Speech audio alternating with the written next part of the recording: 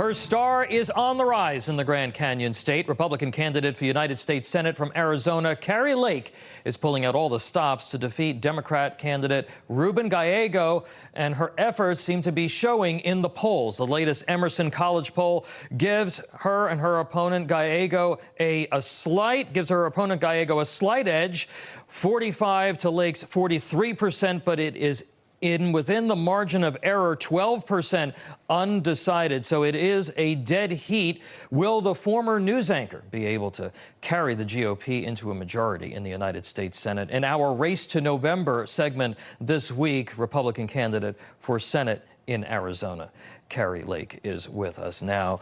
Ms. Lake, it is a dead heat. To what do you attribute a surge on the part of your campaign at this moment? Well, I'm happy with those numbers. My opponent, Ruben Gallego, who is absolutely far left, a Democrat, very liberal, open borders kind of guy, defund the police kind of guy, just spent $7 million carpet bombing Arizona with a bunch of ads trying to paint himself as Mr. Rogers. And it shows that it's not working. $7 million he flushed down the toilet. And the people of Arizona are starting to figure out who he really is, a guy who has voted with Joe Biden's agenda 100% of the time. He's called the border wall stupid and dumb and said he would never, ever, ever support it. He supports giving the 12 million people who've poured across the border asylum, all of them asylum and voting rights. And the people of Arizona are on to just how radical Ruben Gallego is. And so those numbers, considering he just put $7 million in ads on the airways in Arizona, show that those ads are not sticking. People have figured out that this guy is a mini-me Joe Biden. He's Joe Biden, but he's 40 years younger. And they realize if they send him to the U.S. Senate, he will destroy our country. The controversial ruling from the Arizona Supreme Court on abortion seemed to be kind of a gift for Democrats recently. They want to make this race, it appears, entirely about that one issue. Governor Hobbs just signed a repeal of an 1864 state ban on the abortion law. Do you believe that the governor and the state legislature there made the right decision? Well, I think it's up to the people of Arizona to decide. And this was the law, you have to remember, for a couple of years. And Democrats and Republicans approved this law in the legislature. They basically are bringing back the law that was the law of Arizona for a number of years. There's going to be a ballot initiative on the ballot, and the people of Arizona will decide. I agree with President Trump and many others that this should be decided at the state level. That's what we fought for. We fought to get the states to be able to decide this. But I can tell you what I will do at the federal level. Sure. I want to make sure that we are pushing policies that help women so that they know that if they want to become mothers, we can help them. We want to make sure that when people do walk into an abortion clinic, that they know there are other options out there. There's help if they're financially struggling. There's help if they want to find an adoptive parent or family that will take on their baby if they can't take care of their baby. And so I want to be the most pro-woman, pro-mother, pro-baby, and pro-family senator in the United States. I will never vote to spend federal dollars pushing abortion and paying for abortion, and I will never vote for a federal abortion ban. We fought hard to move this back to the states. Conversely, my opponent, Ruben Gallego, fought to not only spend $300 million paying for abortion, federally funded dollars and federally funded abortions, he's also voted and co-sponsored legislation to send hundreds of millions of dollars to foreign countries to set up abortion clinics there. And he voted to remove all restrictions on abortion, meaning abortions could happen right up until the birth date of the baby. Ms. Lake, as I mentioned, the Democrats would love for this campaign to be entirely about abortion. I think we're seeing that around the country. But when you talk to Arizonans, what are they telling you is their top issue?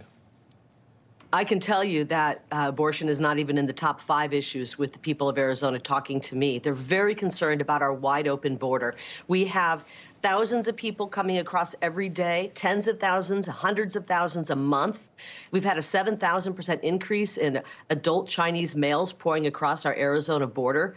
This is scary stuff for the people of Arizona.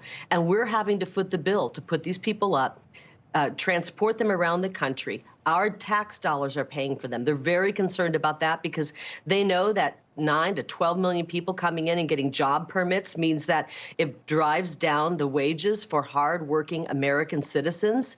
And they're worried about the crime that it's creating on the streets. Arizonans are incredibly worried about the inflation created by Bidenomics and supported by Ruben Gallego. You know, Ruben Gallego supported legislation that caused this surge in inflation, a 40-year high in inflation. He supported the legislation that caused that.